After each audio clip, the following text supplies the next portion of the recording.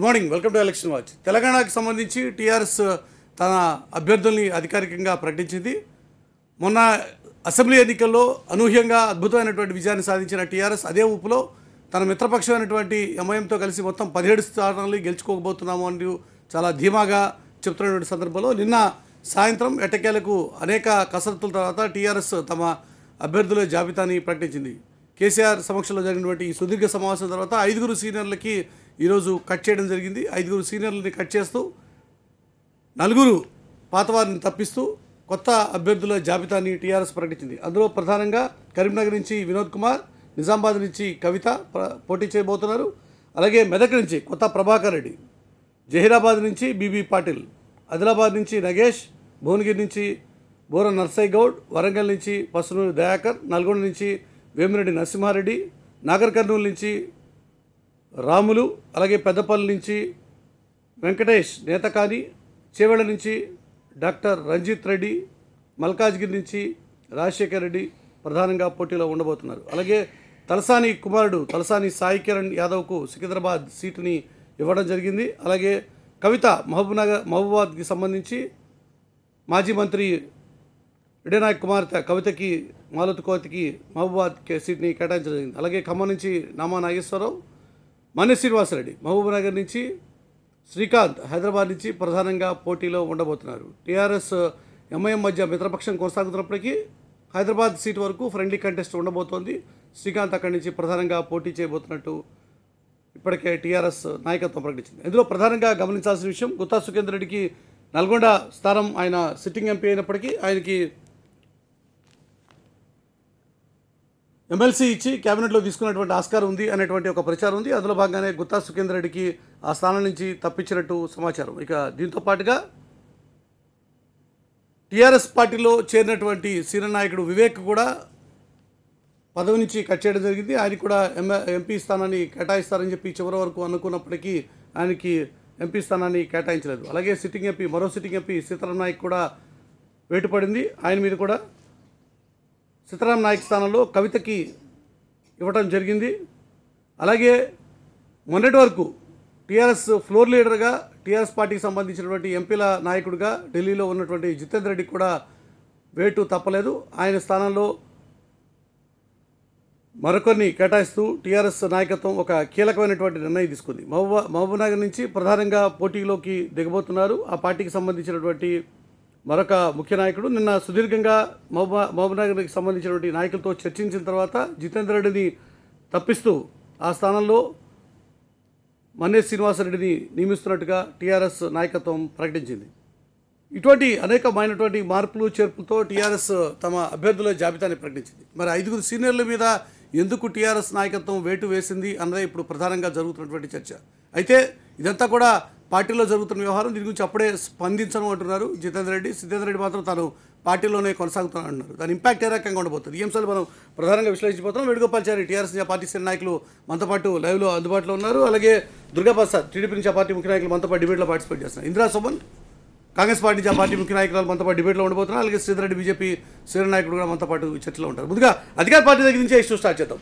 ఎందుకని ఇంతమంది సీనియర్ల మీద నిన్నటి వరకు పార్టీ ఫ్లోర్ లీడర్గా పార్లమెంటరీ పార్టీ నాయకుడిగా ఉన్నటువంటి జితేందర్ రెడ్డిది, అలాగే మరొక సీనియర్ నాయకుడు ఉద్యమంలో మొదటి నుంచి ఉన్నటువంటి ప్రొఫెసర్ సీతారాం నాయక్ని, ఇటువంటి సీనియర్లందరినీ కూడా తప్పించడం జరిగింది. దాంతోపాటుగా వివేక్ కాంగ్రెస్ పార్టీ నుంచి అసలు ఆయన తీసుకొచ్చింది, పెద్దపల్లి స్థానం నుంచి సుమన్ తప్పించింది వివేక్ కోసమే అయినటువంటి ప్రచారం జరిగింది. అయినప్పటికీ ఆ స్థానాన్ని వివేక్ కేటాయించలేదు. ఎందుకని ఈ రకమైనటువంటి పరిణామాలంటే చారి గారు ఏం చెప్తారు? అంటే ఇప్పుడు టోటల్గా పార్టీ అభ్యర్థుల ఎంపిక మనకు తెలిసిన విషయం అయినప్పటికీ కూడా పార్టీ అధ్యక్షులు ఇష్టాల మీద, తర్వాత వారి ఆలోచన మేరకే పార్టీ డిసైడ్ చేస్తుంది క్యాండిడేట్లను. ఈరోజు మరి జితేందర్ కానీ, వివేక్ కానీ, సీతారాం నాయక్ గారు కానీ, తర్వాత మిగతా ఇంకా ఇద్దరు సభ్యులు కూడా ఈరోజు గత కొన్ని రోజులుగా అక్కడక్కడ పేపర్లో వస్తున్నాయి. ఎందుకంటే కొన్ని ఆరోపణలు వచ్చినట్టు పేపర్లో వచ్చింది, తర్వాత పేపర్ల మీద దాని మీద వార్తలు వచ్చినాయి. అక్కడ ఇంకోటి దానికన్నా ముఖ్యంగా మొన్న శాసనసభ పక్షంలో కూడా ముఖ్యమంత్రి గారు ఎమ్మెల్యేలు ఏ నియోజకవర్గాలు ప్రాతినిధ్యం వహిస్తున్నారో ఆ ఎమ్మెల్యేలు ప్లస్ జిల్లా ప్రాతినిధ్యం వహిస్తున్న మంత్రుల మీదనే పూర్తి బాధ్యత కూడా ఉంచడం జరిగింది. కానీ మీ అందరి కాన్సెంట్ తోటి అభ్యర్థులు ఎంపిక చేస్తానికి ఒక మాట కూడా దీనికి దోహదపడ్డది. కనుకనే జిల్లాల వారీగా సమీక్షలు పెట్టడము, జిల్లాల వారీగా ఆయా నేతలు చర్చించిన తర్వాతనే ఒక అవగాహన రావడం జరిగింది. ఏదేమైనప్పటికీ కూడా కేసీఆర్ గారు దురదృష్టున్న ఆలోచన ఉన్న నాయకుడు కనుక ఖచ్చితంగా ఇప్పుడు టికెట్ ఇవ్వని వారు అందరితో కూడా మరి మాట్లాడి తర్వాతనే మిగతా క్యాండిడేట్ని కూడా ఫైన్ చేయడం జరిగింది. ఈరోజు డిస్కషన్ లోపల మాకు కూడా పేపర్లో వచ్చినాయి. నిన్న జితేందర్ రెడ్డి గారు కూడా మన ఫ్లోర్ లీడర్గా ఉండి గత పార్లమెంట్ సమావేశాల్లో కూడా చురుకైన పాత్ర కూడా పోషించిన విషయం కేసీఆర్ కూడా తెలుసు. కేసీఆర్ కూడా ఆయన ఫ్లోర్ లీడర్గా ఇచ్చి గౌరవంగా ఇచ్చిన స్థానాన్ని కూడా స్వయంగా జితేందర్ రెడ్డి గారు ఒప్పుకోవడం జరిగింది. అదేవిధంగా వివేక్ గారు కానీ సీతారాం నాయక్ కానీ మిగతా ఎవరున్నా సరే ఈరోజు పార్టీ పరంగానే పార్టీ లోపలే ఈరోజు పనిచేస్తారన్న విశ్వాసం ఉన్నది. పనిచేస్తారు కూడా. ఎందుకంటే టికెట్ ఇచ్చే ముందర కూడా ముఖ్యమంత్రి గారు దాదాపు చాలాసార్లు వాళ్ళతో మాట్లాడి కారణాలు చెప్పడం జరిగింది. మరి కారణాలు చెప్పేసి ఈ విధంగా మరి వీళ్ళకి ఇస్తున్నామని చెప్పడం జరిగింది. ఆ మేరకే సాఫీగా ఈరోజు జరిగాయి. జిల్లా మంత్రుల బాధ్యత వహించారు కనుక జిల్లా మంత్రుల నేతృత్వంలోనే ఆ ఎమ్మెల్యేలు అందరూ కూర్చొని డిసైడ్ చేసిన తర్వాతనే ఈరోజు ప్రజాస్వామ్యబద్ధంగా మరి టికెట్ల కేటాయింపు జరిగింది. దీంట్లో పెద్ద ఆందోళన పని అవసరం లేదు. టికెట్ రాని వాళ్ళు సైతం కూడా ఈరోజు ఆ అభ్యర్థికి మద్దతు ఇచ్చే విశ్వాసం ఉన్నది. ఆ మద్దతు తీసుకుంటారని చెప్పే నమ్మకం కూడా ముఖ్యమంత్రి గారికి ఉన్నది. వారితో మాట్లాడిన తర్వాత మిగతా క్యాండిడేట్ కూడా అభ్యర్థులను ఫైనల్ చేయడం జరిగింది. అయితే ప్రధానంగా సీనియర్లకు ఎందుకు కట్ చేశారు అనేటువంటి ఒక చర్చ జరుగుతోంది. గతంలో కొంతమంది మంత్రుల్ని తప్పించినటువంటి కార్యక్రమం చూసుకున్నా, లేక ఇప్పుడు జరుగుతున్నటువంటి కార్యక్రమం చూసుకున్నా, ఎవరన్నా వీళ్ళైనా పార్టీకి వ్యతిరేక కార్యక్రమాలకు పాల్పడుతున్నారు అన్న ఆలోచనతో కాంగ్రెస్ పార్టీతో టచ్లో ఉన్నారు, లేక బీజేపీతో టచ్లో ఉన్నారు అనేటువంటి కొన్ని ఊహాగానాల నేపథ్యంలో ఇటువంటి నిర్ణయాలు తీసుకున్నారని చెప్పి అనుకోవాలా? అంటే మీరు పార్టీ అధ్యక్షులు ఈరోజు సంపూర్ణంగా అన్ని విషయాలు తెలిసిన తర్వాతనే ఈరోజు ఒక నిర్ణయం తీసుకుంటారు. తర్వాత ఎవరికెవరు ఎటువంటి కార్యక్రమాలు చేయాలో ఆ విధంగా కూడా కాంపెన్సేట్ చేసే ఆలోచన కూడా వారికి ఉంటుంది. ఉదాహరణకు గుత్తా సుఖేందర్ రెడ్డి గారు గత కొన్ని రోజులుగా మళ్ళీ గుత్తా సుఖేందర్ రెడ్డి గారికే నల్గొండ సీట్ అని చెప్పేసి మొన్నటి ప్రధానంగా అంతకుముందు ఎమ్మెల్సీ తీసుకొచ్చి మంత్రివర్గంలో స్థానం కల్పిస్తారని చెప్పి మీడియాలో వచ్చింది. తర్వాత గుత్తా సుఖేందర్ రెడ్డి దాదాపు ఉత్తమ్ కుమార్ రెడ్డి గారు ఉంటున్నారు కనుక గుత్తా సుఖేందర్ రెడ్డి గారే సమవుజ్జి కనుక ఆయనకే ఇస్తారని చెప్పి గత నిన్నటి వరకు కూడా ప్రకటన వచ్చే వరకు కూడా మనము అందరు అనుకున్నారు ఈరోజు. కనుక గుత్తా సుఖేందర్ రెడ్డి గారు కూడా ఎమ్మెల్సీ కూడా ప్రామిస్ చేయడం జరిగింది. అదేవిధంగా మల్కాజ్గిరికి ఇంకో అభ్యర్థిగా పోటీలో ఉన్న మరి వినయ్ గారికి కూడా ఈరోజు మరి ఆయనకు కూడా ఎమ్మెల్సీగా అంటే ఎవరెవరిని ఏ స్థానంలో పార్టీలో ఎవరికైనా కంటిన్యూగా వస్తున్నది. ఇప్పుడు వీళ్ళకి టికెట్ రాకపోవడానికి కారణాలు ఏముంటాయి, టికెట్ వచ్చిన కారణం ఉండే అన్ని మీ గురించి అడుగుదాం. మీరు కూడా మల్కాజ్గిరి ఆశించిన వ్యక్తుల్లో ఉన్నారు. హైదరాబాద్ నుంచి కూడా మల్కాజ్గిరి అంటే బెటర్ అని చెప్పి మీరు కూడా కేసీఆర్ గారికి దరఖాస్తు పెట్టుకున్న మాట నిజమే కదా? మీ మీద ఇప్పుడు సానుభూతి అడిగాను. ఎందుకంటే ఆదిలాబాద్ మీరు ప్రాపర్ కూడా 20 సంవత్సరాలు మీ ప్రాపర్ ఆదిలాబాద్, కానీ మల్కాజ్గిరి నుంచి కూడా మీరు ఆశించిన మాట నిజం. మరి మీ సంగతి అదే. ఇప్పుడు హైదరాబాద్ రిజర్వేషన్ కావటం వల్ల తప్పకుండా గతంలో తెలుగుదేశం పార్టీ ఉన్నప్పుడు కూడా మల్కాజ్గిరి ఇస్తానే అప్పుడున్న గతంలో మరి చంద్రబాబు నాయుడు చెప్పడం జరిగింది. ఇన్ఛార్జ్గా ఉన్నాను నేను. ఆ బేసిస్ మీదనే రిజర్వ్ అయింది కనుక ఇక్కడ ఉన్న మరి సిట్టింగ్ ఎంపీ గారు మరి ఎమ్మెల్యేగా పోవటం జరిగింది కనుక అవకాశం ఉంటా అనుకున్నాం. తప్పులేదు. అడిగాము, పార్టీ పరంగా అడిగాము. అడిగితే కొన్ని ఈక్వేషన్స్ చెప్పడం వల్ల నేను కూడా ఆటోమేటిక్గా అడగటం తప్పు లేదు. చివరికి మళ్ళీ పార్టీ నాయకుడు మాటనే అధిష్టాన నిర్ణయం కదా. చెప్పిన ఈక్వేషన్స్ కూడా నాకు సవుగా అనిపించాయి. దానివల్ల నేను అప్లై చేసినప్పటికీ కూడా ఆ నిరుత్సాహం లేదు. మరింత దిగునీకృతంగా పనిచేస్తాం. ఏ పార్టీ ఏ బాధ తప్ప ఇచ్చినా పనిచేస్తాం. అటువంటి ఆలోచనే ఈరోజు టికెట్ రాకపోయిన పార్లమెంట్ సభ్యులందరూ, మాజీ పార్లమెంట్ సభ్యులందరూ కూడా ఎక్స్ప్రెస్ చేశారు. అందరు కలిసిన తర్వాతనే ఈరోజు అభ్యర్థుల నిర్ణయం జరిగింది. కనుక ఎవరిని నిరుత్సాహపరిచే అవసరం లేదు. ఓకే, మీడియాలో రకరకాల వ్యాఖ్యలు రావచ్చు, కానీ అందరూ కూడా టికెట్ ఇవ్వని అభ్యర్థులు అందరూ కూడా ఖచ్చితంగా టీఆర్ఎస్ పార్టీ ఎంపిక చేసిన అభ్యర్థులకే ఈరోజు గెలిపిస్తానికి కృషి చేస్తారు. మాకు అసమ్మతి లేదు, పార్టీ అసమ్మతి లేదు, అన్ని విషయాలు చూస్తారు. మీరు టికెట్ ఆశించిన వ్యక్తి, మీరు సిట్టింగ్ ఎంపీ కాకపోయినా కూడా, కానీ సిట్టింగ్ ఎంపీగా ఉండి కూడా టికెట్ దక్కనటువంటి సీతారాం నాయక్ ప్రస్తుతం టెలిఫోన్ లైన్లో అందుబాటులో ఉన్నారు. సీతారాం నాయక్ గారు కూడా రియాక్ట్ అవుతారు. సీతారాం నాయక్ గారు ఏం చెప్తారు? ఈ రోజున మీకు టికెట్ దక్కకపోవడానికి కారణం మీరేమనుకుంటారు? మరి ఏం చేద్దాం అనుకుంటున్నారు? అంటే ఎక్కువగా ముఖ్యమంత్రి గారి తర్వాత మీడియాగా మీకు తెలుసు నా పాత్ర ఏదో. నన్ను నమ్మి నాకు టికెట్ ఇచ్చి గెలిపించుకున్నారు. అప్పుడు ఒక 2 ఎమ్మెల్యేలు, ఒక జడ్పీ చైర్మన్, జడ్పీ టీసీ ఉన్న దగ్గరనే అప్పుడు నన్ను గెలిపించుకున్నారు. మరి నాకు అర్థం కాలేదు టికెట్ నాకు రాకుండా, నాకు టికెట్ అయితే రాలేదు. నాకు నమ్మకం ఉంది కేసీఆర్ గారి మీద, ఎందుకంటే ఆ రాజకీయం ఏదైనా మొదలైందంటే అది కేసీఆర్ గారు చేశారు. వారి వల్లనే నాకు రాజకీయంగా నేను టీఆర్ఎస్ పార్టీలో ఉన్నాను. నేను ఆ నాయకత్వంలో పనిచేయాలని ఉంది. నేను అనుకుంటున్నాను ఏదో ఒక రీజన్ అయి ఉంటుంది, అది ఏదైనా చెప్తారని. కానీ చాలా మీడియాలలో ఒకటి వస్తుంది, ఏదో సర్వేలు కారణంగానో ఆడ ఎమ్మెల్యేల కారణంగా. అంటే ఇప్పటికి కూడా ఎమ్మెల్యేలు ఎవరు ఇంతవరకు సీతారాం నాయక్ ఇటువంటి వాళ్ళు అన్నది ఎవరు చెప్పలేదు. అది సార్కు కూడా తెలుసు. రెండవది ఏంటంటే నేను ఏం యాక్టివిటీ చేసినా, పార్లమెంట్ లో ఏం మాట్లాడినా అదంతా మీ దగ్గర ఉన్నది, ఎందుకంటే మీరే చూశారు దాన్ని. కనుక ముఖ్యమంత్రి గారికి వేరే ఏం ఆలోచన ఉందో తెలియదు. మరి వారి కొరకైతే వేడి చూడాలి కదా, ఎందుకంటే నిన్ననే సాయంత్రమే టికెట్ల కన్ఫర్మ్ అయింది కనుక నేనైతే వేచి చూస్తున్నా సార్. మాటల ప్రకారం ఇంతవరకు ముఖ్యమంత్రి నుంచి కానీ ముఖ్యమంత్రి కార్యాలయం నుంచి కానీ మీకు ఫోన్ రాలేదు, మీకు ఎందుకు టికెట్ కట్ చేసామన్న విషయాన్ని చెప్పలేదు అని చెప్పనుకోవచ్చా? అంటే ఇప్పుడు వాస్తవం నాకేం చెప్పలేదండి, చెప్పలేదనే చెప్తా. కానీ ఆ సర్వేలు ఇవి అంటున్నారు కదా, ఎందుకంటే మా మా మా ఏదన్నా మా పర్ఫార్మెన్స్ చూడాలంటే అది పార్లమెంట్ లోనే చూడాలండి. విలేజ్లలో ఎంపీల పర్ఫార్మెన్స్ ఏముంటది మీకు తెలియదు, ఏముంది. మాకు పెద్దగా డబ్బు కూడా ఉండదు ఎక్కడ ఇవ్వడానికి. మా పాత్ర పార్లమెంట్ లో ఉంది, సమస్య మాట్లాడినాం, ముఖ్యమంత్రి గారి దృష్టిలో ఉన్నాం. ఈ సర్వేలన్నాయి మొత్తం సారు కారు కేసీఆర్ కదా, ఇక అటువంటిప్పుడు మా మీద ఏం సర్వే ఉంటుందండి, ఏం చేస్తాం. మాకు అటువంటిదైతే నేను ఏమి నమ్ముతలేను. కానీ 4 నియోజకవర్గాలు పోయినాయి నా దగ్గర, అది వాస్తవం. అది అప్పుడు 2 ఉన్నప్పుడే గెలిచాము. ఇప్పుడు మొత్తం సర్వం కేసీఆర్ పార్టీ ఉంది ఆడ కనుక గెలుపు ఈజీ అది. కానీ మరి ఎంతో నేను దురదృష్టం అనుకోవాలన్నా ఏమో నాకు తెలియదు, కానీ ఎందుకో నాకు కబురు రాలేదు. అయినా నేనేమి ముఖ్యమంత్రి గారు ఏదైతే నిర్ణయం తీసుకున్నారో పార్టీ అధినేత, దాన్ని నేను 100% కట్టుబడి ఉంటా. మరి నాకు కూడా సీతారాం నాయక్ గారు మీ ఒక్క విషయంలో కాదు, సీతారాం నాయక్ గా మీరు పార్లమెంట్లో పనిచేసినటువంటి తీరు, మాట్లాడినటువంటి సబ్జెక్టు చాలా మంది చూశారు, వాచ్ చేశారు, ఫాలో అయ్యారు. మీ నియోజకవర్గ ప్రజలు తెలుసు, తెలంగాణ ప్రజలు తెలుసు, కాదనట్లేదు. కానీ జితేందర్ రెడ్డి గారు కట్ అయింది, మీకు కట్ అయింది, వివేక్ గారికి కట్ అయింది. ఆల్రెడీ వైసీపీ నుంచి వైసీపీ రాష్ట్ర అధ్యక్షుడిగా ఉండి టీఆర్ఎస్లో చేరినటువంటి ఖమ్మం ఎంపీ పొంగులేటి శ్రీనివాసరెడ్డి ఆయనకి కట్ అయింది. వివేక్ గారు అందుకోసమే అసలు టీఆర్ఎస్లోకి వచ్చారు అనేటువంటి ఒక ప్రచారం ఉంది, ఆయనకి టికెట్ కట్ అయింది. ఎందుకనంటారు ఇంత పెద్ద ఎత్తున మార్పు చేయాల్సిన అవసరం ఎందుకు వచ్చిందంటారు మీరు? మురళి గారు, ఇప్పుడు నేను వేరే అభ్యర్థుల గురించి, వేరే నియోజకవర్గాల గురించి మాట్లాడే, ఎందుకంటే అది ఏం జరుగుతుంది, ఏం మాట్లాడుతున్నారో మీకుంది.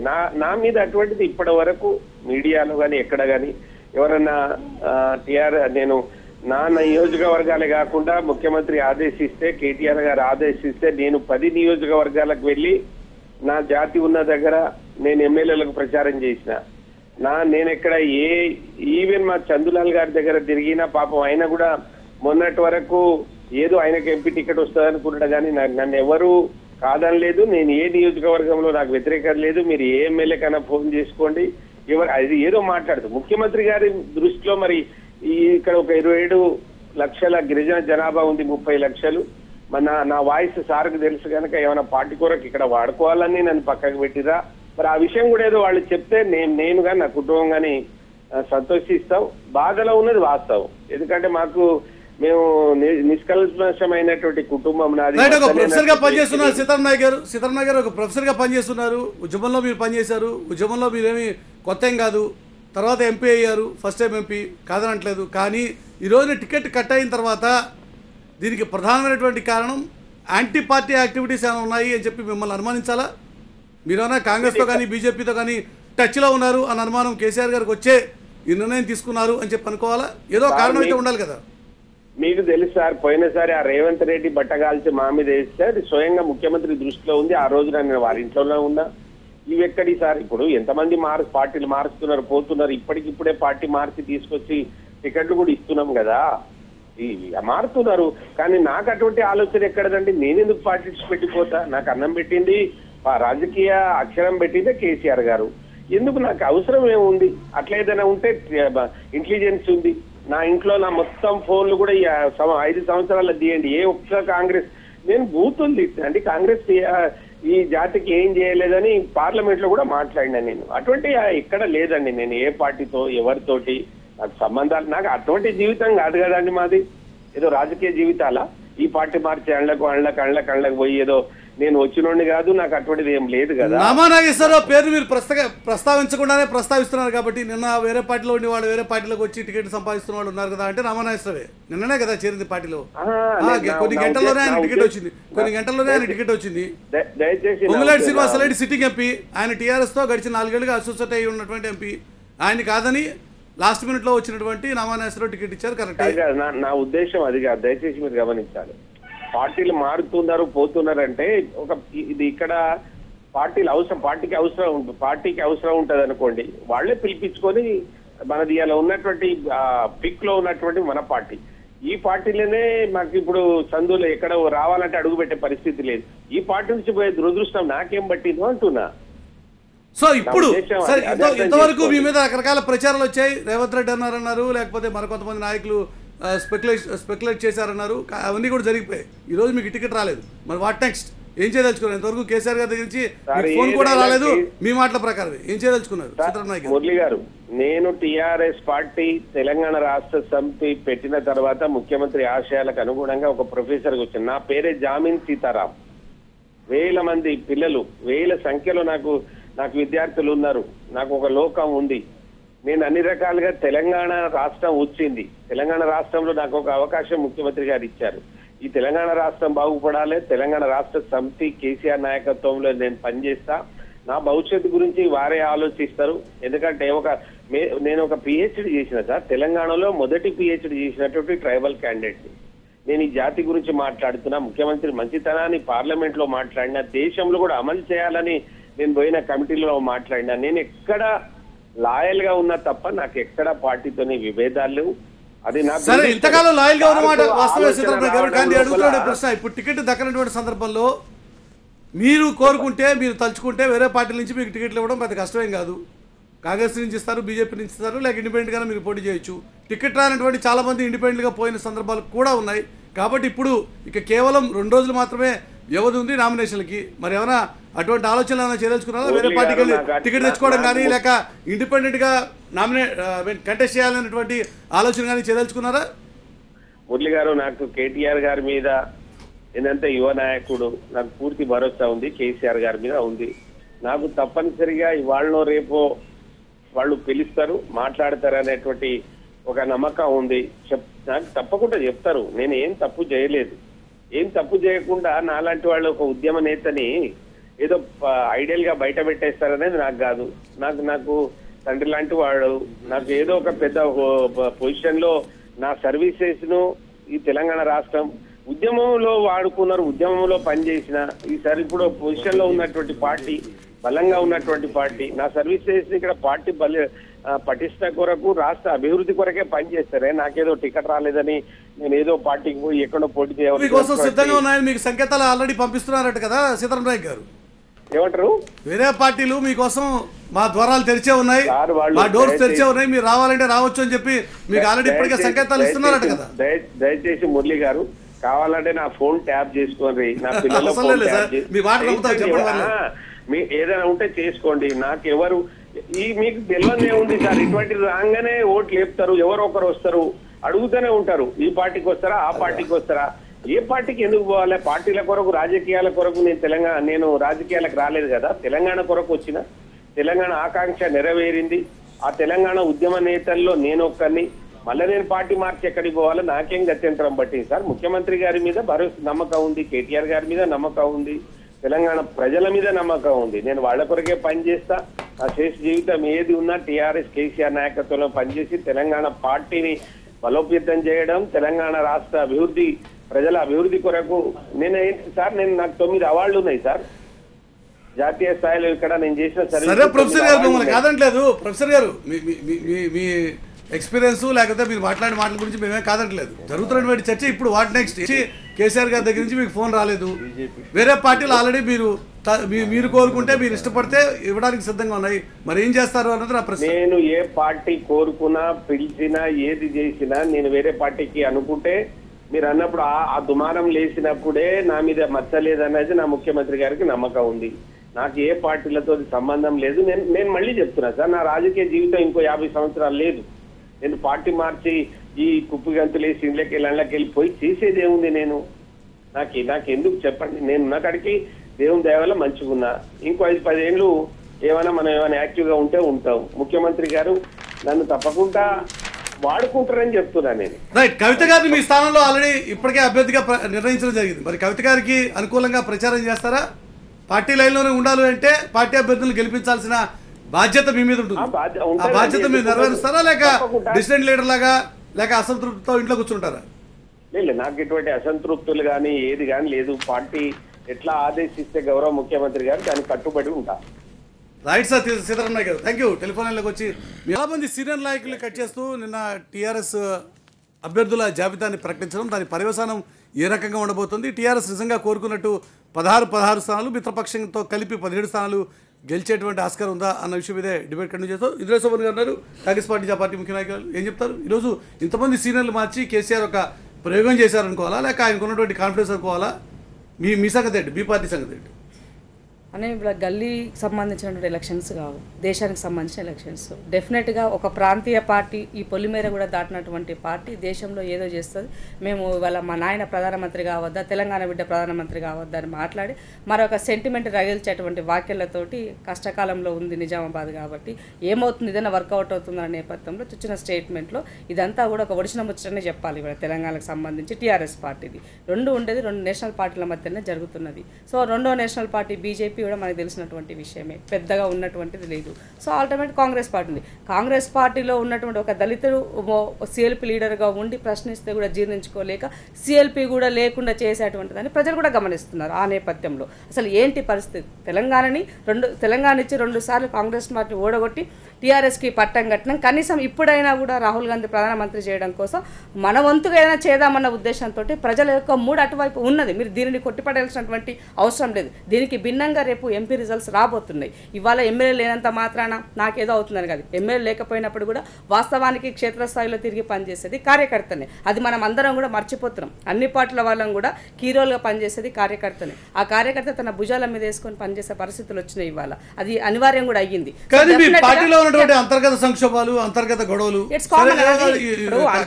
కాంగ్రెస్ పార్టీలో ఆ గొడవలు కొత్త ఏం కాదు. కానీ ఈ రోజున మీ పార్టీలో జరుగుతున్న పరిణామాలు గమనిస్తుంటే మొన్ననే ఎన్నికలు పూర్తయి కొత్తగా ఎన్నికైనటువంటి ఎమ్మెల్యేలకు సైతం మీ పార్టీ నాయకత్వం ఇక్కడ జరుగుతున్నటువంటి ముఖ్యంగా స్టేట్ పాలిటిక్స్ మీద పెద్దగా ఆసక్తి లేదో, లేకపోతే వాళ్ళకి ఇక్కడ నమ్మకం కుదరట్లేదో మీ పార్టీ నాయకులు వెళ్ళిపోతున్నారు కదా. పార్టీ నాయకులు సత్యేందర్ రెడ్డి గారు కావచ్చు, సుధీర్ రెడ్డి కావచ్చు, అంతకంటే ముందు పోయిన ఎమ్మెల్యేలు కావచ్చు, లేక డీకే లాంటి సీనియర్ నాయకులు ఆల్రెడీ బీజేపీ మార్గం చూసుకున్నారు. నిజమైన నికాస్ అయినటువంటి లీడర్లు, ప్రజల నుంచి ఉన్నటువంటి లీడర్లు అయితే పార్టీ కష్టకాలం ఉన్నప్పుడు ఆ పార్టీకి కష్టకాలం తెలుసు. మీరే లీడర్లు కదా, మిమ్మల్ని 1-2 పొజిషన్ లో పెట్టినప్పుడు మీరు దాన్ని ఓన్ చేసుకొని అవతల నాయకత్వానికి వైఎస్ రాజశేఖర రెడ్డి చేయలేదా? అధిష్టానం ఆ రోజు ఎందుకు చెప్పినా ఆయన పాదయాత్ర మొదలు పెట్టిన తర్వాత కదా ఆటోమేటిక్ అయ్యింది. సో ఇప్పుడు మీరు ఎందుకు చేయట్లేరు? మీరు కూడా చేయాలి, దాన్ని మీద వేసుకొని చేయండి. ఇక్కడ ఎవరిదో కాదు కదా, మన కుటుంబ సమస్య, మనం చర్చించుకోవాల్సిన అవసరం ఉంది. పార్టీ మారినంత మాత్రాన ఇవాళ మీరు 1 పొజిషన్లో ఉండలేరు కదా. అక్కడ నుండి 1 పొజిషన్ వాళ్ళు మిమ్మల్ని యాక్సెప్ట్ చేసే పరిస్థితి ఉంటుందా? అది కాదు కదా. లోటుపాట్లు ఉంటే తప్పు.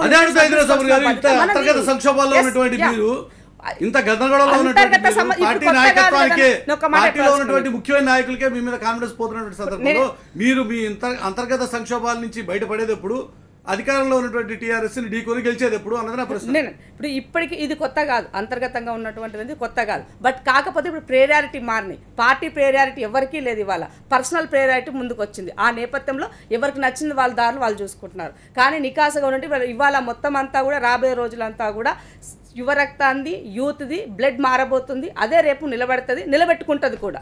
సిద్ధిరెడ్డి కూడా సిద్ధిరెడ్డి గారు, మీ పార్టీ సంగతి ఏంటి? ఈ రోజున డీకే గారు చేరారు, అంతవరకు ఓకే. ఇంకా కొంతమంది నాయకులు వస్తారన్నారు, అంతవరకు ఓకే. కానీ కేవలం కొత్త వాళ్ళ మీద, లేకపోతే ఎవరో ఒకళ్ళు వస్తారు అనేటువంటి ఒక ఆశ మీద బతుకుతున్నారా? మరి ఇటువంటి పరిస్థితుల్లో మీరు అధికార పార్టీని ఢీకొనే పరిస్థితి. డీకేఆర్ గారిని కాకుండా మిగతా ఎవరిని చూసినా కానీ మా జాబితాలో ఇప్పటివరకు 10 సీట్లు ఇస్తే అందరూ కూడా కిషన్ రెడ్డి గారి దగ్గర నుంచి మొదలుపెట్టి మిగతా అన్ని సీట్ల వరకు మా పార్టీలో ఉన్న వాళ్ళకి ఇచ్చాం. కార్యకర్తలకు సీట్లు ఇచ్చాం. అసెంబ్లీ ఎన్నికలప్పుడు కూడా కార్యకర్తలకే సీట్లు ఇచ్చాం. కొద్ది గొప్ప అవకాశం ఉన్న దగ్గర కొత్త వాళ్ళు వస్తే ఇచ్చారు. శ్రీధర్ గారు కొంచెం త్వరగా అడిగినా కూడా మన ఎమ్మెల్యేగా గెలవని వ్యక్తి 3 నెలల క్రితం ఎమ్మెల్యేగా గెలవని వ్యక్తి 3 నెలల తర్వాత ఎంపీగా గెలిచిపోతాడు అని చెప్పి మీరు అనుకుంటారా? ఇప్పుడు మొన్న అసెంబ్లీ ఎలక్షన్స్లో జరిగినటువంటి అన్ని విధ్వంసాలు మనకు తెలుసు. అంబర్పేటలో కూడా ఏం జరిగిందో మనకు తెలుసు. కిషన్ రెడ్డి గారి యొక్క కరిష్మా ఒక 1000 ఓట్లతోటి ఓడిపోయాడనే ఆలోచన విధానం ఉండటమే ఆశ్చర్యకరంగా ఉంటుంది. 15 ఏళ్ళ ఎమ్మెల్యే తర్వాత ఒక చిన్న అవినీతి మచ్చ లేకుండా ఒక సికింద్రాబాద్ పార్లమెంటే కాదు రాష్ట్రం మొత్తం కూడా కిషన్ రెడ్డి గారికి ఉన్నటువంటి ఒక ప్రజాదరణ కావచ్చు, మచ్చలేని వ్యక్తిత్వం కావచ్చు, ఒక అవినీతి మరకలేనటువంటి వ్యక్తిత్వం కావచ్చు, ప్రజానాయకుడిగా పూర్తి కాలం ప్రజానాయకుడిగా కాంట్రాక్టర్లుగా కమిషనర్లుగా ఇవన్నీ కాకుండా ఒకటే పార్టీలో సిద్ధాంతం కోసం పనిచేసిన వ్యక్తి ఇప్పుడు చూపించండి. 3 అభ్యర్థులను పోల్చి చూస్తే సికింద్రాబాద్ ప్రజలకు ఎవరికి ఓటేయాలి అనే విషయంలో ఒక నిర్ణయం తీసుకోవడంలో ఒక నిమిషం కూడా సమయం పడదని నేను అనుకుంటున్నా. ఇప్పటికే సికింద్రాబాద్ సీట్ అనేది it is pre decided. Bharatiya Janata party sitting seat Kishan Reddy గారి అభ్యర్థితో వచ్చిన తర్వాత అది ఇంకా డబుల్ మాకు స్ట్రెంగ్త్ వచ్చింది. ఆటోమేటిక్గా ఇప్పటికే ప్రత్యర్థి పార్టీల యొక్క ఆలోచన విధానం సికింద్రాబాద్ సీట్ నుంచి వాళ్ళు లెక్కలో తీసేసుకున్నారు. ఖచ్చితంగా మిగతా పార్లమెంటు స్థానాల్లో కూడా బలమైనటువంటి పోటీ ఇస్తాం. కేసీఆర్ గారు చెప్తున్నటువంటి మాట 16 కేసీఆర్ గారు 16 కాకపోతే 61 అంటారు. నిజంగా వారు అడిగినట్లు మరి ఇక్కడ ఎంఐఎం అభ్యర్థిని ఎందుకు పెట్టలే? గతంలో పెట్టారు కదా. మీరు ఇవాళ ఎంఐఎం సపోర్ట్ లేకుండా ఈ రాష్ట్రంలో గెలిచే పరిస్థితి అని చెప్పేసి టీఆర్ఎస్ పార్టీ చూస్తున్నారు. టీఆర్ఎస్ పార్టీ లిస్ట్ చూడండి. కాంట్రాక్టర్లు, రియాల్టర్లు, పారిశ్రామికవేత్తలు, ఇది వారసుల పార్టీ, డైనాసిటీ పాలిటిక్స్, వారసత్వ రాజకీయాలు చేసే పార్టీ. మీరు చూస్తే వారసులు, కాంట్రాక్టర్లు, రియాల్టర్లు, ప్రజాసేవ చేసిన ఒక్కడు కనబడ్డ దీంట్లో ఒక 2-3 పాత ఎంపీలు తప్పితే మిగతా వాళ్ళు ప్రజాసేవ చేసిన వాళ్ళకి టికెట్లు ఇచ్చారా? ఇవాళ మీరు నల్గొండ చూడండి, లేకపోతే సికింద్రాబాద్ చూడండి, ఆయన వారసుడు. ఆ అబ్బాయి ఇంతకుముందు ప్రజా జీవితంలో కిషన్ రెడ్డి గారికి అతనికి ఏంటి పోలిక? అంజన్ కుమార్ యాదవ్ ఉన్న ఒక 2 సార్లు ఎంపీగా ఉన్నారు, ప్రజా జీవితంలో ఉన్నారు. కానీ టీఆర్ఎస్ అభ్యర్థికి కిషన్ రెడ్డికి వీళ్ళకి పోలిక ఏమున్నది? కాబట్టి నేను చెప్తున్నా అంటే ప్రజల కోసం పనిచేసే నాయకులకు సీట్లు ఇవ్వనటువంటి యొక్క పరిస్థితుల్లో ఇవాళ టీఆర్ఎస్ పార్టీ ఉంది. కాబట్టి మేము చాలా క్లారిటీతో ఉన్నాం. మెజారిటీ సీట్లు మా కార్యకర్తలకే, మా నాయకులకే ఇచ్చాము. 1-2 చోట్ల డీకేఆర్ లాంటి పెద్ద నాయకురాలు వచ్చినప్పుడు అక్కడ మహబూబ్నగర్లో ఖచ్చితంగా comparatively she is the best candidate కదా, ఎందుకు ఇవ్వకుండా ఉంటారు? కాబట్టి ఆమెకి ఇచ్చారు. ఇంకా 1-2 సీట్లు, ఇంకా 7 సీట్లు ఉన్నాయి. దాంట్లో మంచి నాయకులు వస్తే, భారతీయ జనతా పార్టీ సిద్ధాంతాలను పనిచేస్తే ఇవ్వడానికి వ్యతిరేకంగా పోవడానికి అవసరం ఏమీ లేదని నేను మీరేం చెప్తారు? ఈరోజు అసలు పూర్తిగా అసలు ఈ పార్టీ గురించి చర్చించే పరిస్థితి లేకుండా చేసుకున్నారా మీరు? చర్చ లేదు, ఏం లేదు. వస్తుంది అంటే టైం, కొన్ని ఒడిదొడుగులు వస్తాయి, అట్లా దానికి ఏం లేదు. ఈరోజు టీఆర్ఎస్ పార్టీ ఏదో 16 ఎంపీ సీట్లు, 17 ఎంఐఎంకి వచ్చి 17 మేమే గెలుస్తామనే ధీమాగా చెప్తుంది. ఆ పరిస్థితి ఇవాళ ప్రజలు గతంలో సమైక్య రాష్ట్రంలో కూడా ఎన్నికలు జరిగినప్పుడు రాష్ట్ర ప్రభుత్వం వేరే ఉంటే కేంద్రంలో ఎంపీ సీట్లు వేరే ఇచ్చిన సంఘటనలు కూడా ఉన్నాయి. అంటే ఇవాళ కేంద్ర రాజకీయాలు రెండు కూడా కాంగ్రెస్ బీజేపీ చుట్టూ తిరుగుతూ ఉన్నాయి. కాబట్టి అంటే దేశంలో ఏ ప్రభుత్వం ఉండాలనేది ప్రజలు ఒక నిర్ణయానికి వస్తే టీఆర్ఎస్ పెద్ద ఏదో విరవీగినంత ఇదేం కాదు. నేను అడుగుతా ఉన్నా, అంత బలం కాంగ్రెస్ ఉండాలని చెప్పి కోరుకున్నారు కదా, అలాంటప్పుడు అసలు ఈ ఎన్నికల్లో ఈ ఆటలో మీరు అట్టిపోయినారా? ఎందుకు మేము ఇవాళ డిసైడ్ అవుతుంది. ఒక 3-4 మాకు ఎక్కడైతే కార్యకర్తల బలం ఉందో అక్కడ పోటీ చేయడానికి సిద్ధమవుతున్నాం. ఇవాళ విజయవాడలో ముఖ్యమంత్రి గారి దగ్గర డిసైడ్ అవుతుంది. ఇవాళ మా ముఖ్య నాయకులు వెళ్తున్నారు ఈరోజు విజయవాడలో. ఏవే సీట్లు పోటీ చేసేది కూడా మేము చెప్తాం. మేము అనేది ఏంటంటే ఇక్కడ రాజకీయంగా ఇవాళ చాలా మీరు పోటీ చేస్తే అల్టిమేట్గా మీ మిత్రపక్షం కానిటువంటి మిత్రపక్షం అయినటువంటి మిత్రపక్షం ఆ కాంగ్రెస్ పార్టీకి నష్టమే తప్ప లాభం లేదు కదా. ఎవరికి లాభం? యాంటీ ఇంకంబెన్సీ ఓటు స్ప్లిట్ అయ్యి అల్టిమేట్గా అది అధికార పార్టీ టీఆర్ఎస్కి లాభం చేకూరుతుంది తప్ప మీరు పోటీ చేయడం వల్ల లాభం అనుకుంటారా, నష్టం అనుకుంటారా? ఇంకొక అడుగు ముందుకేసి కూడా చెప్తాను. అట్లాంటి ఒక యాంటీ ఇంకంబెన్సీ వచ్చి టీఆర్ఎస్కి బీజేపీకి లాభం అయింది అనుకుంటే ఖచ్చితంగా మేము ఫర్మ్ డిసిషన్ తీసుకుంటాం. ఎందుకంటే ఈ రాష్ట్రంలో ఉన్న పరిస్థితి, ఈ రాష్ట్రంలో ఉన్న పరిస్థితిని బట్టి ఖచ్చితంగా మేము టీఆర్ఎస్కి అగెనెస్ట్ గా బీజేపీ. ఎందుకంటే ఇవాళ ఆంధ్ర రాష్ట్రంలో మా పార్టీతో జరుగుతున్నటువంటి ఎన్నికల్లో ఈ 2 కుట్రవన్నీ అక్కడ తెలుగుదేశం పార్టీని రాకుండా ఎలాంటి కుట్రలు చేస్తున్నాయో మొత్తం మా నాయకుడు బయటపెట్టిండు. కాబట్టి మేము తెలుగుదేశం పార్టీకి ఇవాళ మేము కూడా ఒక నిర్ణయం రాష్ట్ర శాఖకే మేము కూడా ఒక నిర్ణయం తీసుకోదలుచుకున్నాం. ఖచ్చితంగా కూడా రాష్ట్ర శాఖ తరఫున కూడా ఇవాళ మేము సార్కి కూడా అప్పీల్ చేయదలుచుకున్నాం. మేము ఇవాళ ఖచ్చితంగా ఈ ఓటు స్ప్లిట్ అయ్యి నెగిటివ్ ప్యాటర్న్ లోకి పోయి అదే అడుగుతారు. దుర్గాప్రసాద్ గారు, శ్రీధర్ గారు అడిగిన ప్రశ్న, ఇందిరా సోమన్ గారు అడిగిన ప్రశ్న, మిమ్మల్ని అడుగుతున్న ప్రశ్న, మీకున్నటువంటి మీ అంతర్గత సంక్షోభాల నుంచి మీరు బయట పడేటప్పుడు, మీరు అధికారంలో ఉన్నటువంటి టీఆర్ఎస్ ఢీకొనేటప్పుడు ఎన్నికల 20 రోజులు వచ్చినాయి. టీఆర్ఎస్ ఇవాళ ఏదో శాసనసభలో వచ్చిందని చెప్పి 2 రోజుల నుంచి ముఖ్యమంత్రి గారి సభల్లో మాట్లాడుతుంటే చూస్తున్నాం. కేంద్రంలో ఉన్న కాంగ్రెస్ పార్టీ, బీజేపీ పార్టీ 60 ఏళ్ల నుంచి ఏం చేసింది, నేనే పోయి ఏదో కొత్తగా ఉద్ధరిస్తాను. ఏం ఉద్ధరిస్తామండి? నిన్న కాక మొన్న వస్తే ఎమ్మెల్యేలు అందరినీ నీ పార్టీలో చేర్చుకొని దేశంలో ఇట్లాంటి అప్రజాస్వామిక విలువలను మీరు కూడా ప్రవేశపెడతావు. మాట్లాడుతున్నారు. నువ్వు మార్పు కదండి. మీరు కూడా మాట్లాడేది ఏంది? 23 మంది చేర్చుకుంది మీ పార్టీ. లేదు, ఈ దేశంలో 23 మంది చేర్చుకుంది మీ పార్టీ. చెప్తున్నా అండి, ఈ దేశంలో మీ పార్టీ కాదండి, అది చర్చ కాదు కానీ చర్చ కాదు. ఒక్క నిమిషం అండి, ఎందుకంటే అక్కడ ఇప్పుడు ఆంధ్రప్రదేశ్ లో చూస్తున్నటువంటి ఒక ఇటు జంపు అటు జంపు ఒక్క నిమిషం చూస్తుంటే ఎలక్షన్ ముందు జంపు ఆదాల ప్రభాకర్ రెడ్డి గారు మొన్న ఎవరు చెప్పారు, నెల్లూరు ఆయన దగ్గర నాకు కలిసి చెప్పాడు, ప్రచార రథం ఇట్లా పోతా ఉంటే మధ్యలో దిగిపోయేసి వైసీపీ అటు పోతుంటే ఎక్కిపోయారు. అవునండి, అక్కడ ఇటు పక్క ఎమ్మెల్యేగా మాజీ మంత్రి పని చేశాడు ఆయన. ఎమ్మెల్యేగా అభ్యర్థిని ప్రకటించారు. ఎవరు చంద్రబాబు లాంటి నాయకుడు ఏదో మామూలు వాళ్ళు చేశారంటే వేరే ముచ్చట. అంటే చంద్రబాబు గారి యొక్క నాయకత్వం బలహీనపడిందనే విషయానికి అంతకంటే పెద్ద ఎగ్జాంపుల్ ఏం కావాలి? తెలంగాణలో అనేది నేను ఏమంటున్నాంటే తెలంగాణలో తెలుగుదేశం అవసరం లేదు అనే విషయాన్ని ఇప్పటికే ప్రజలు డిక్లేర్ చేశారు. దుర్గాప్రసాద్ లాంటి వాళ్ళు కొంతమంది కంప్లీట్గా పనిచేస్తున్నారు. అది ఆలోచన వేరే ఏదైనా ఉండొచ్చు. కానీ ఇక్కడ తెలంగాణ ప్రజానీకంలో ఇవాళ చర్చ ఉందా? అయితే భారతీయ జనతా పార్టీ, తెలంగాణ రాష్ట్ర సమితి, కాంగ్రెస్ పార్టీ ఈ మూడు తప్పితే ఇవాళ ఇక్కడ తెలంగాణ మొన్న ఆయన నేను అట్లా నేను వ్యక్తిగతంగా నేను ఏమన్నాను లేకపోతే పార్టీని అన్నాను కానీ వాళ్ళు ప్రయత్నం చేస్తారు, అన్ని చోట్ల ఉండొచ్చు అండి. ఇప్పుడు మేము జాతీయ పార్టీ అని ఇక్కడ ఒక సీట్ ఉంది అట్లని చెప్పేసి మేము తక్కువ అనుకోవాల్సిన లేదు కదా, ఆ విధంగా ఏమనట్లేదు. కానీ ఇక్కడ తెలంగాణ ప్రజలలో తెలుగుదేశం అంటే ఉన్నటువంటి వ్యవహారాన్ని మొన్న చంద్రబాబు ప్రచారం తర్వాత కాంగ్రెస్కు వచ్చిన ఫలితాలు చూపించాయి. ఆయనతో అసోసియేషన్ ఉన్నా వారి ప్రమేయం ఉన్నా తెలంగాణలో ఏముంటుంది పరిస్థితి అనేది. కాబట్టి ఇంకా ఎన్నికల్లో దుర్గాప్రసాద్ చెప్తున్నాడు, ఒకవేళ మేము కొన్ని నిర్ణయాలు తీసుకుని అవసరమైతే మేము పోటీ తప్పుకుని కాంగ్రెస్ పార్టీకి సపోర్ట్ రాష్ట్ర స్థాయిలో ఒక్క దగ్గర చర్చ ఉందా? ఇన్ని న్యూస్ పేపర్లు ఇవాళ మీరు స్కాన్ చేస్తున్నారు కదా, ఒక్క దగ్గర తెలంగాణలో తెలుగుదేశం పార్టీ అభ్యర్థుల గురించి కానీ ప్రకటించిన దాని విషయం గురించి కానీ మనం మీరేదో మాట్లాడుతున్నారు, మేము చర్చిస్తున్నాం, గౌరవం అది ఎందుకంటే పార్టీల పట్ల ఉండే గౌరవం తప్పితే ఎక్కడన్నా ఒక్క దగ్గరైనా పోనీ ఈరోజు ఆంధ్ర వార్తలు వాళ్ళు రాస్తున్నారు తప్పితే ఇక్కడ ఏముంది? ఈరోజు తెలంగాణలో తెలుగుదేశం పార్టీ మీరు ఇవాళ ఏదో మాకు ఏదో అస్థిరమైనటువంటి పరిస్థితి వచ్చి ఏదో అధికార పార్టీ దూకుడికి ఏదో మా పార్టీ, కానీ ఇప్పటికి కూడా మేము చెప్తున్నాం రాబోయే రోజుల్లో ఖచ్చితంగా ఈ రాష్ట్రంలో పెద్ద వ్యాక్యూమ్ ఉంటుంది, తెలుగుదేశం పార్టీ దాన్ని అందిపుచ్చుకుంటుంది. అదే చెప్పాలి నాకు మాట చెప్తా. ఇవాళ మా అసెంబ్లీ ఎన్నికల ముందుకు 3 నెలల ముందు సిట్టింగ్లకు అందరికి ఇస్తున్నామని చెప్పేసి 119 అనౌన్స్ చేశారు కేసీఆర్ గారు. మరి అంత బ్రహ్మాండంగా ఉన్నప్పుడు ఇవాళ గెలుపు సునాయాసం అని అనుకున్నప్పుడు ఎందుకు ఇన్ని రోజులు వెయిట్ చేశారు? కొత్త మొహాలను తెరపైకి ఎందుకు తెచ్చారు?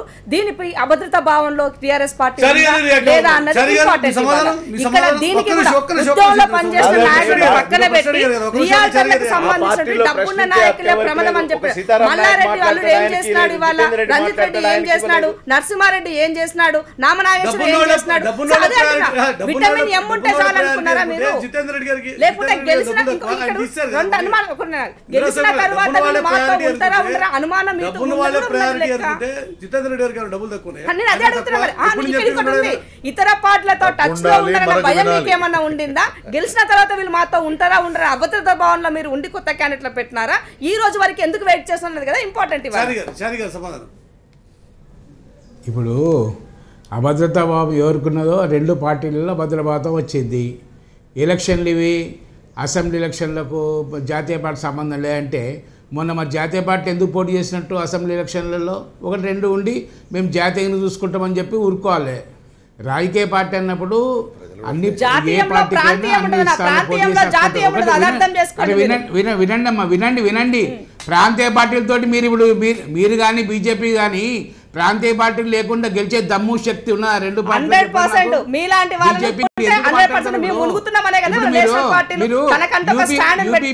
వినండి మేడం వినండి అమ్మా.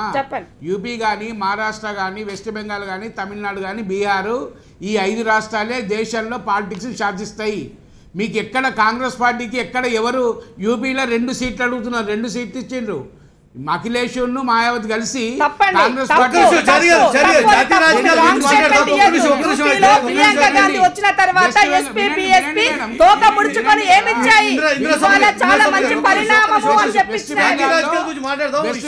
తర్వాత రాహుల్ గాంధీ తమిళనాడులో 2 పార్టీలలో మీకు లేదు అవసరం లేదు. బీహార్ జాతీయ రాజకీయాల వైపు మీరు తీసుకెళ్తున్నారు ఇష్యూని. మిమ్మల్ని ఒక ప్రశ్న అడిగారు ఇంద్రసాగర్ గారు, ఎందుకు ఇక్కడ సిట్టింగ్లు మార్చాల్సి వచ్చింది? ఏమైనా కొంత మీకు ఏదైనా భయం అభద్రత ఉందా? ఎందుకు ఇంత తత్తరపాటు, ఎందుకు ఇంత ఆలస్యం చేసి చివరి నిమిషంలో 5 అభ్యర్థుల్ని మార్చి మరి సీట్లు అనౌన్స్ చేశారు సోదరులు కూడా అన్నది వారి ఉద్యమంలో ప్రశ్న. ఉన్నారు. ఒక్క నిమిషం. తను కూడా మల్కాజ్గిరి టికెట్ అడిగారు. మీకు కాదని అక్కడ ఉన్నటువంటి మల్లారెడ్డి అల్లుడికి ఇవ్వడానికి ఉన్న రహస్యం ఏంది చెప్పండి. మీకన్నా ఆయనకున్న ఎక్స్ట్రా క్వాలిఫికేషన్స్ ఏంటి చెప్పండి. ఏ డబ్బులున్నాయి వారసులు. చారి గారు రియాక్ట్ అవుతారు. చారి గారు చెప్పండి. ఇప్పుడు అభద్రతాభావం ఎవరుకున్నాం? అభద్రతాభావము కాంగ్రెస్ పార్టీకి ఉన్నది. ఇంకెందరున్నారు, ఎందరు మిగులుతారు, పార్టీ ఉంటుందా పోదా అన్న ఆలోచనలో ఈరోజు కాంగ్రెస్ పార్టీ ఉన్నది. నిన్నాక మొన్న మరి అరుణ గారు అయితే మీకు తెలియదు కాదు, సోదరి తెలుసు. అరుణ మరి పిసిసి రేసులో ముఖ్యమంత్రి రేసులో ఉన్న అభ్యర్థి కూడా నాయకత్వం లేదు, నాయకత్వం భరోసా లేదని చెప్పి ఓపెన్ నిన్నాక మొన్న ఇచ్చింది. అది ఎగ్జాంపుల్. ఎందుకంటే నిన్న కాంగ్రెస్ పార్టీ ఉండి నాయకత్వం లోపం ఉన్నది, నాయకత్వం లేని చోట ఒక్కొక్కరు బయట వస్తున్నారు. అది ఫస్ట్ అంతర్గతంగా మీ పార్టీ ఇష్టం అంతర్గతంగా విశ్లేషణ చేసుకోవాలి. ఒకటి నాయకత్వం, ఒకటి ఈరోజు కాంగ్రెస్ పార్టీ ఇప్పుడు కాంగ్రెస్ పార్టీ వినండి మేడం, అరే పార్టీ ఇష్టం పార్టీ ఇష్టము గెలిపే ధ్యేయంగా పార్టీ పనిచేస్తుంది. పార్టీ అభ్యర్థులు కూడా మీరు నిర్ణయిస్తారా? మీరు చంద్రబాబు నాయుడు నిర్ణయించినట్టు ఢిల్లీలో కాదు, మొన్న జరిగిన అసెంబ్లీ ఎన్నికల్లో కాంగ్రెస్ పార్టీ లిస్టు చంద్రబాబు నిర్ణయించినట్టు మా పార్టీ అభ్యర్థుల లిస్టు మేమే నిర్ణయించుకుంటాము. మా హైకమాండ్ కేసీఆర్ టీడీపీ వాళ్ళు ఏం చేస్తుందంటే, టీడీపీ వాళ్ళకేమో ఆంధ్రప్రదేశ్లో కాంగ్రెస్ పార్టీ పొత్తు ఉండవద్దు, దేశంలో కాంగ్రెస్ పార్టీ పొత్తు కావాలి. అధికార పార్టీ ఓటు దేశాన్ని శాసిస్తుంది, దేశ రాజకీయాలను శాసిస్తుంది.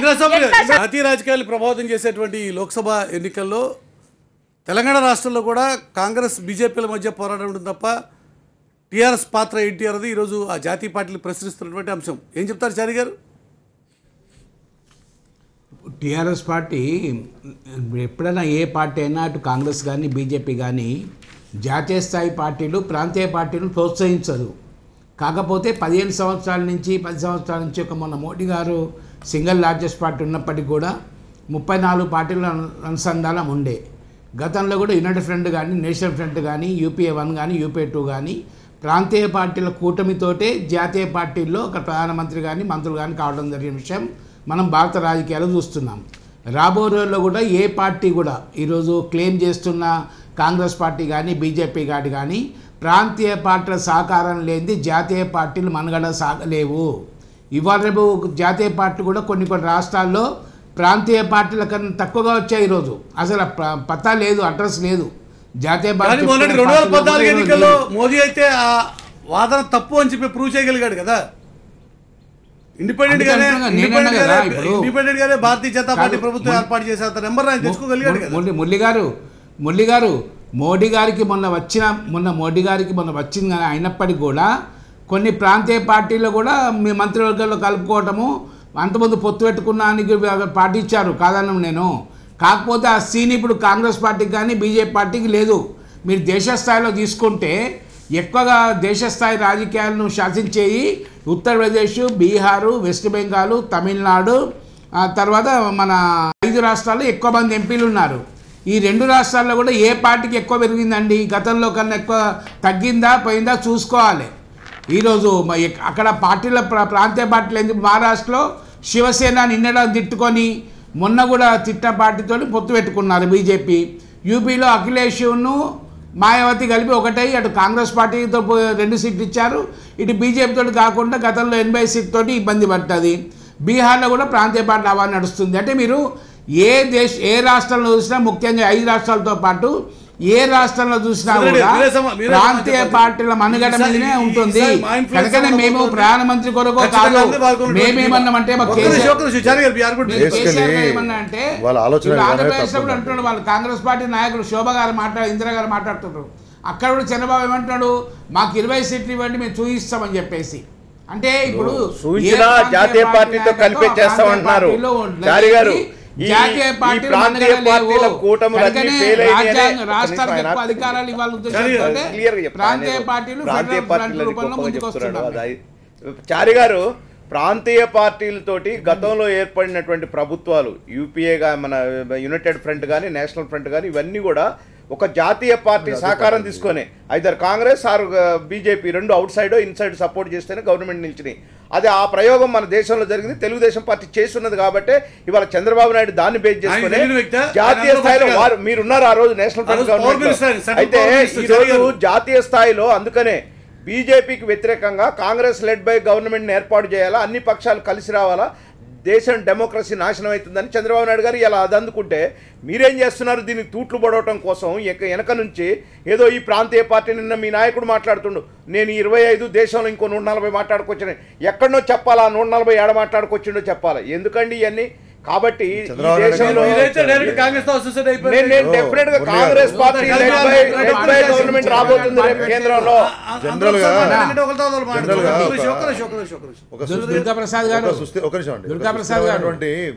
చంద్రబాబు నాయుడు గారు పోయి దాంట్లో కలిసిండు. చంద్రబాబు నాయుడు పార్టీ పెట్టలేదు, కలవలా, మేమేం కలవలా. సుస్థిరమైనటువంటి ప్రభుత్వం రావాలి. చంద్రబాబు ఏమైనా మెచ్యూర్డ్గా స్టేట్స్మెన్గా బిహేవ్ చేసే నాయకులు మాట్లాడతారు. వీళ్ళు ఎట్లా మాట్లాడుతున్నారంటే కేంద్రంలో అతుకుల బొంద ప్రభుత్వాలు రావాలా, మేము అక్కడ పోయి సీట్లు తెచ్చుకొని బ్లాక్మెయిల్ చేయాలా, ఇదా ఆలోచన విధానం?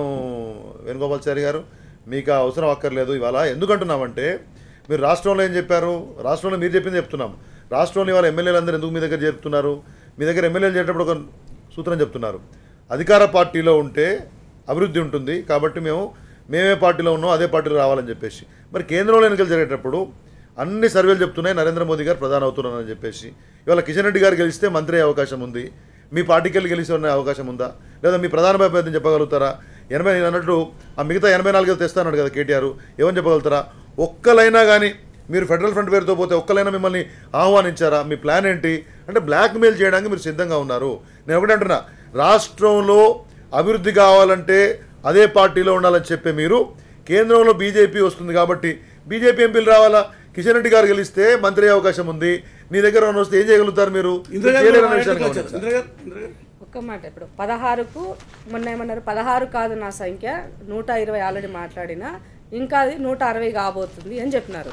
సో అక్కడ నిజామాబాద్ మీటింగ్లో మాట్లాడుతూ మీరు హిందువుల గురించి మాట్లాడుతూ, నరేంద్ర మోడీ హిందువులకు బ్రాండ్ అంబాసిడర్ కదా, హిందూ గిందు బొందు ఏది కాదు, నేనే అసలైన హిందువుని, నేను యజ్ఞాలు యాగాలు చేసినా నువ్వు వచ్చి నా ప్రసాదాన్ని తీసుకొని పో అని మాట్లాడినారు. నిజామాబాద్ అక్కడ ఉన్నటువంటి ఆ సందర్భంలో ముస్లిం ఓట్ బ్యాంక్ ఎక్కువ. ఆ ఓట్ బ్యాంక్ ఎంఐఎం చూసుకుంటుంది. ఆ ముస్లిం ఓట్లంతా కాంగ్రెస్కి కన్వర్ట్ కాకుండా ఉండాలా, హిందువులంతా నాకు పోలరైజ్లు కావాలా అన్న ఈ కుట్రతో కదా నువ్వు చేసేది. ఇవాళ నాన్ కాంగ్రెస్ నాన్ బీజేపీ అనేటువంటి మీ నినాదంలో ఈ 16 గెలిస్తే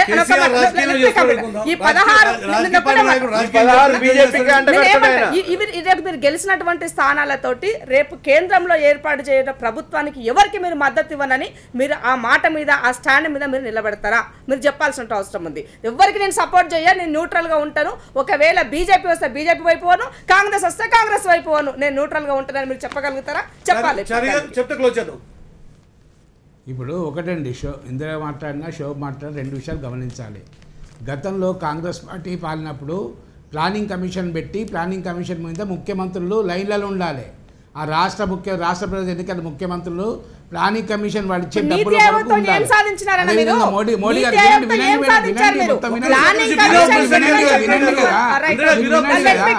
డబ్బులు మోడీ గారు ఇప్పుడు మోడీ గారు కూడా నీతి ఆయోగ్ పెట్టేసి నీతి ఆయోగ్ మోడీ గారు మానసిక కూడా అది రికమెండేషన్ డబ్బులు లేవు. అంటే రాష్ట్రాల ప్రతిభ దెబ్బతినే విధంగా కేంద్ర పార్టీలు ఈరోజు మీరే ఉండాలి, మీరు కాకుంటే మోడీ ఉండాలి అన్న దృక్పథం మానాలి. ప్రాంతీయ పార్టీల వచ్చే అవకాశాలు లేవు. ప్రధాని అభ్యర్థి పేరు చెప్పండి.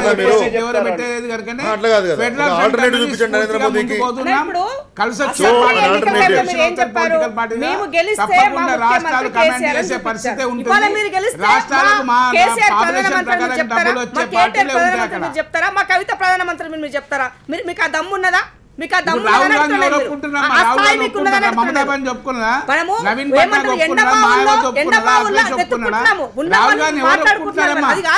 కుటుంబం తప్ప ఎవరు ఒప్పుకుంటారు? ఎవరు రాహుల్ గాంధీని మీ కుటుంబం వాళ్ళు తప్ప నిన్నెవరు ఎవరు ఒప్పుకుంటున్నారు? ఒప్పుకుంటారు? ఇవాళ 5 మమతా మంది బెనర్జీ వారసులు మీరు నియమించారు కదా. 5 మంది వారసులు నియమించావు. ఇప్పటికే టీఆర్ఎస్ తన అభ్యర్థులందరినీ కూడా ప్రకటించింది, రంగంలో దిగింది. ఇక మిగతా పార్టీల సంగతి ఏంటి? వాళ్ళు ఇప్పటికే ఇంకా సగం అభ్యర్థులు మాత్రమే ప్రకటించారు, ఇంకా పూర్తి అభ్యర్థులు ప్రకటించాల్సి ఉంది. ఆ క్రమంలో టీడీపీ ఏం చేయదలుచుకుంది? టీడీపీ ఇంకా ఒక నిర్ణయం తీసుకోవాల్సి ఉంది. అది కాంగ్రెస్ పార్టీకి సపోర్ట్ చేస్తుందా లేక అసలు కంటెస్ట్ చేసేటువంటి ఆలోచన ఉంటే వాళ్ళు నిర్ణయం తీసుకోవాలి కదా. పోటీ చేస్తారా, మీకు సపోర్ట్ చేసి ఊరుకుంటారా, చూద్దాం. డిబేట్ లో పార్టిసిపేట్ చేసిన నలుగురు నాయకులు కూడా ధన్యవాదాలు. ఇది వాళ్ళ ఎలక్షన్ వచ్చినప్పుడు ఎలక్షన్ మళ్ళీ కలుసుకుందాం. చూస్తూనే ఉండండి.